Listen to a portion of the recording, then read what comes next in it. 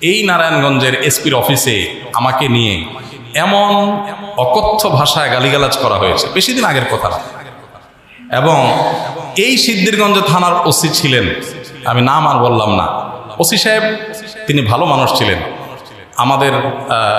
আমার পক্ষে ছিলেন। আমি একটা মাসআলা দেওয়ার কারণে সেখানে আমাকে ডেকে নিয়ে অকথ্য গালিগালাজ, আর ওসিরে বলতেছে যে থানায় নিয়া প্লাস দিয়া হাত পায়ের নকুটে দিবা, আমার সামনে বসায় রেখে। বুঝতে পেরেছেন? খুব গর্ব করে তিনি অমুক ছাত্র রাজনীতি করতেন, গর্ব করে বলতেছেন আমি ছাত্রলীগের রাজনীতি করতাম। এই নারায়ণগঞ্জের এসপি, এই বর্তমান এসপির কথা আমি বলছি না, এর আগে যিনি ছিলেন। তো এটা আমাকে বসায় নিয়ে থ্রেট দেওয়া।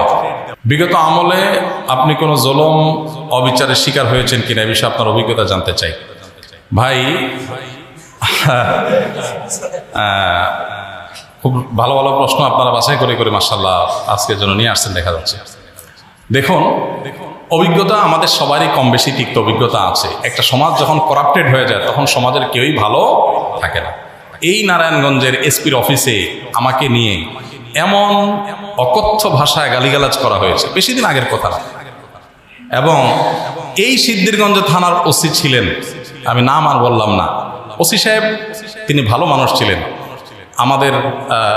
আমার পক্ষে ছিলেন। আমি একটা মাসআলা দেওয়ার কারণে সেখানে আমাকে ডেকে নিয়ে অকথ্য গালিগালাজ, আর ওসিরে বলতেছে যে থানায় নিয়া প্লাস দিয়া হাত পায়ের নকুটে দিবা, আমার সামনে বসায় রেখে। বুঝতে পেরেছেন? খুব গর্ব করে তিনি অমুক ছাত্র রাজনীতি করতেন, গর্ব করে বলতেছেন আমি ছাত্রলীগের রাজনীতি করতাম। এই নারায়ণগঞ্জের এসপি, এই বর্তমান এসপির কথা আমি বলছি না, এর আগে যিনি ছিলেন। তো এটা আমাকে বসায় নিয়ে থ্রেট দেওয়া।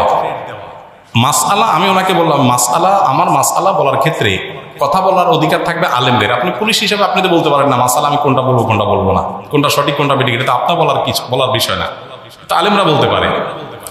তো উনি খেপে গেলেন এবং সবার সামনে যাচ্ছে তা আচরণ করলেন। কত শত অভিজ্ঞতা আছে, এগুলো তো আমি সবকিছু বলার সুযোগ পাই না, আর বিশেষ করে বলতেই তো পারি না।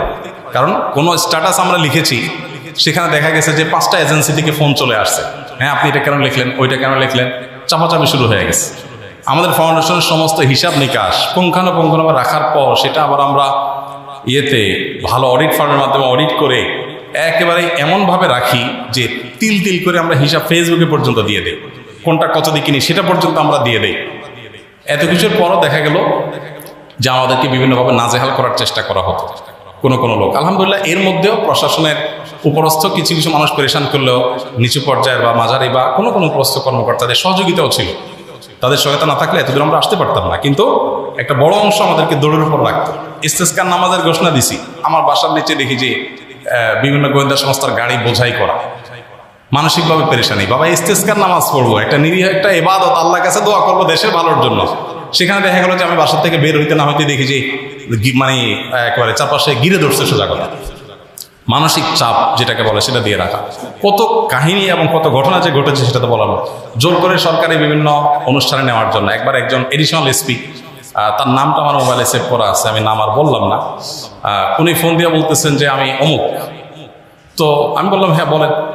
তো উনি বলতেছিলেন যে আমাকে সব হুজুররা কিন্তু চিনে, খুব নেগেটিভভাবে বলতেছেন, হুজুরদের সব সাইজ করি আমি, আমার নাম সব হুজুরদের মুখস্থ, আপনার সাথে আমার প্রথম কথা হচ্ছে। এটা হলো শুরুতেই কথা না।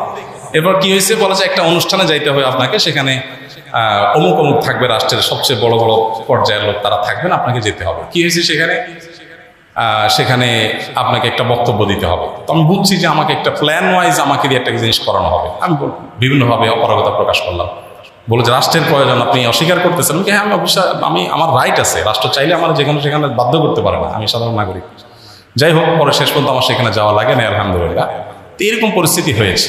সর্বশেষ এই যে আমাদের আসিফ মাহতাব গ্রেপ্তার হলো, তার নিয়ে পোস্ট দিলাম। আমাকে আমার এক ভাই সোর্স তিনি বললেন যে ভাই আপনি বাসায় থাকেন না।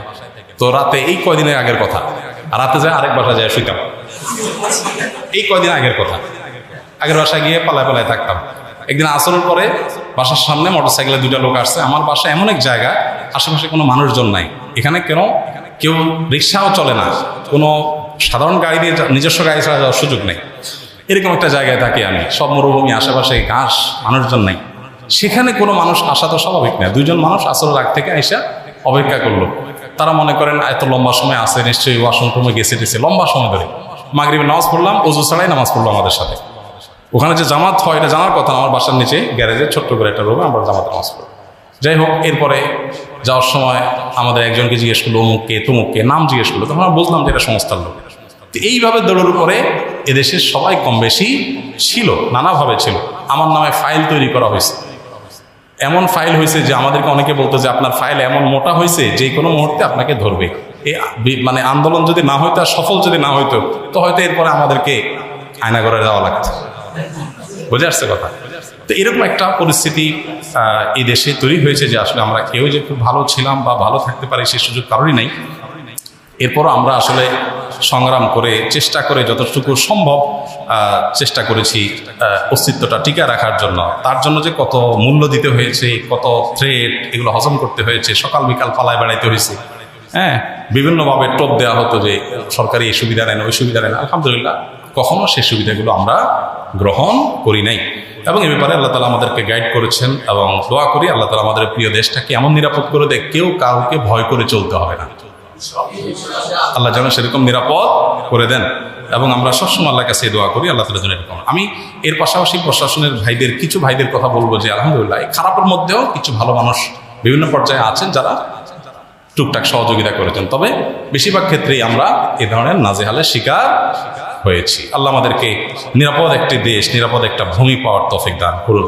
আমাদের সমস্ত কষ্টগুলোকে আল্লাহ তাআলা দূর করে দিন। সকল মাজলুমের জুলুমের অবসান হয়ে যাক, সকল বৈষম্য দূর হয়ে যাক। মানুষ পেটে ভাতে যাই খায় থাকে অন্তত নিরাপদে যেন থাকতে পারে, কোনো থ্রেট, কোনো হুমকির মধ্যে যেন থাকতে না হয়। কোনো একটা কথা লিখলে, কোনো একটা কথা বললে যদি 5টা টেলিফোন আসে আর চাপ আসতে থাকে তাহলে মানুষ স্বাধীনভাবে কোনো কথা বলতে পারে না। আর মানুষ যখন লেজ বড় হয় বা গাছ যখন বড় হয় তখন বাতাসও বেশি ধরে।